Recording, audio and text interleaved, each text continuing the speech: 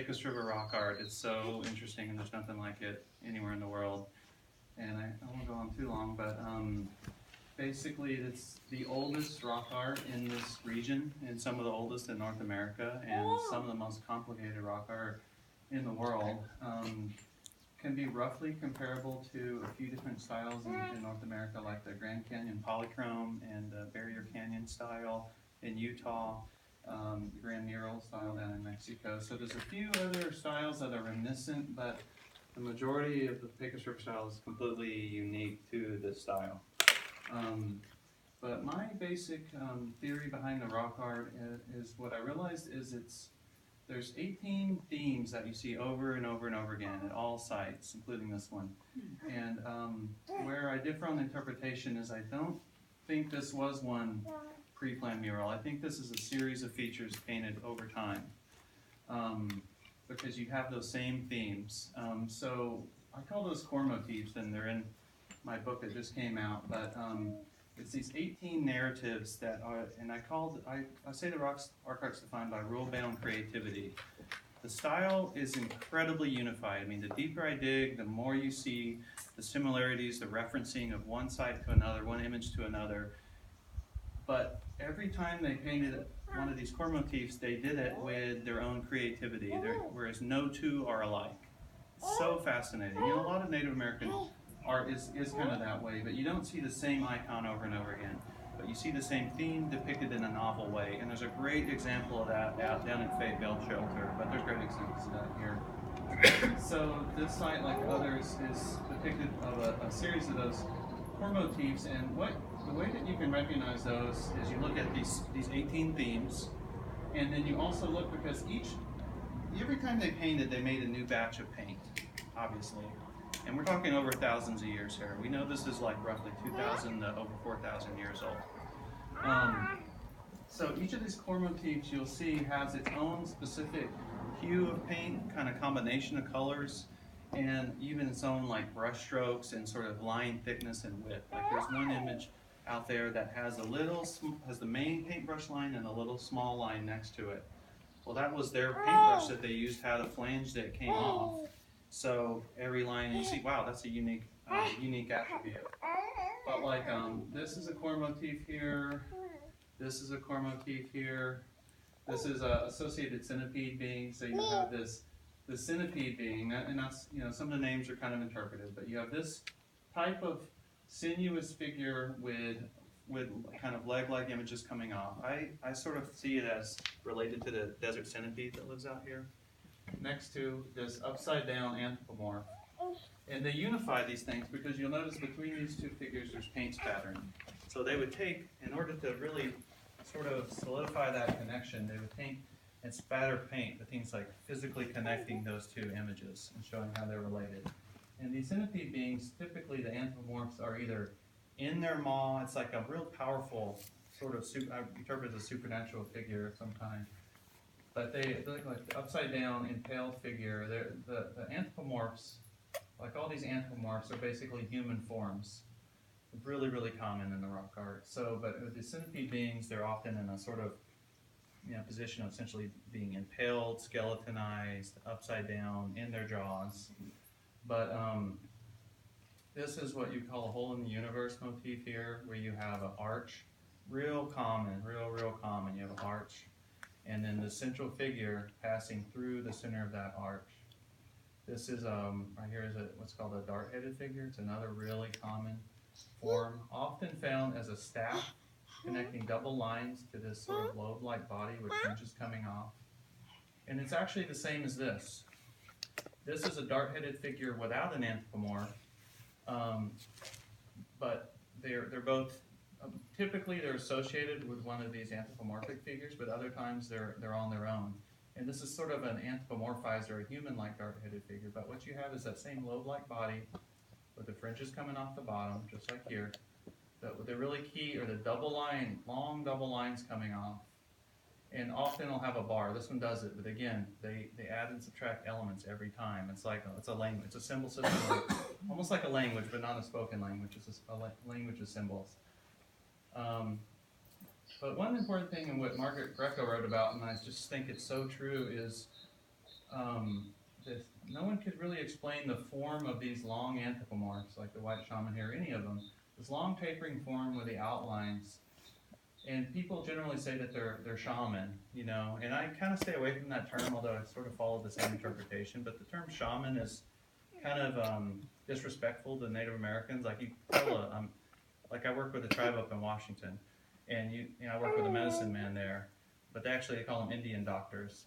But you don't tell him he's a shaman. Like that's actually a term from Asia.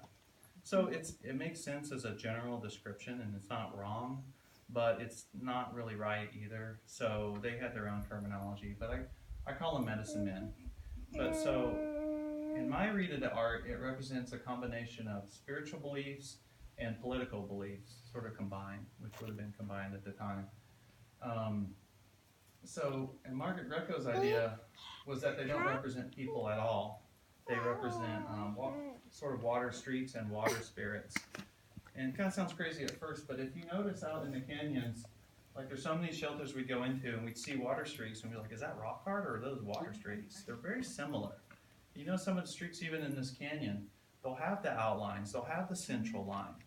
And so her idea was that those in an animistic belief system, which this culture likely practiced, was that, you know, it wasn't like we're alive and animals are alive and the earth is dead. The earth has a spirit, you know, this canyon has a spirit, the river has a spirit, everything's alive. So these water streaks were alive, and when they would flow, they would kind of come back alive, and that's the basis of our thesis. So I really think that's true, and so what I see is that the basic anthropomorph form is incorporating that natural water streak.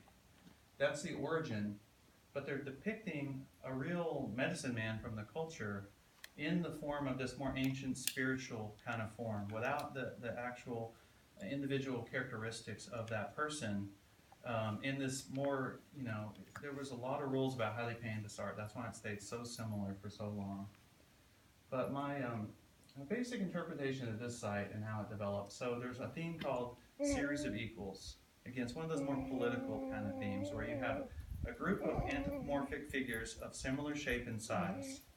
To me, it depicts equal status. It's like a hierarchical kind of thing. So here you have black figures all the way across, and you'll notice they're underneath everything else. So those 5 anthropomorphs would have been the first thing that was painted here. And then everything else came on top of it. So you had a typical large series of equals. Then after that, you had a series of other paintings that occurred, which are many of the other core motifs, like this one's on top, more typical core motifs. And these are all kind of outlined in my book as well. This guy is a core motif, this is a core motif here. They all are depicting one or more of those themes.